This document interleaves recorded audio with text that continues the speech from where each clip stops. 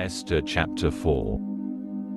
Lamentation of the Jews. When Mordecai learned everything that had been done, he tore his clothes, put on sackcloth and ashes and went out through the city, lamenting and crying bitterly. He stopped before entering the king's gate, since no one was allowed to go inside the king's gate wearing sackcloth. In every province reached by the king's order and decree, there was great mourning among the Jews, with fasting, weeping and wailing, as many lay down on sackcloth and ashes. Mordecai speaks to Esther. When the girls and officials attending Esther came and informed her of this, the queen became deeply distressed. She sent clothes for Mordecai to wear instead of his sackcloth, but he wouldn't accept them. So Esther summoned Hatak, one of the king's officials attending her, and instructed him to go to Mordecai and find out what this was all about and why. Hatak went out to Mordecai in the open space in front of the king's gate. And Mordecai told him everything that had happened to him and exactly how much silver Haman had promised to put in the royal treasury for the destruction of the Jews. He also gave him a copy of the decree for their destruction issued in Shushan, so that he could show it to Esther, explain it to her, and then instruct her to approach the king, intercede with him and implore his favor on behalf of her people.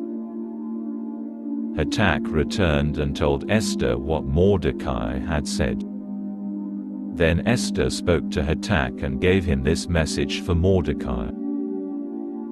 All the king's officials, as well as the people in the royal provinces, know that if anyone, man or woman, approaches the king in the inner courtyard without being summoned, there is just one law: he must be put to death, unless the king holds out the gold scepter for him to remain alive.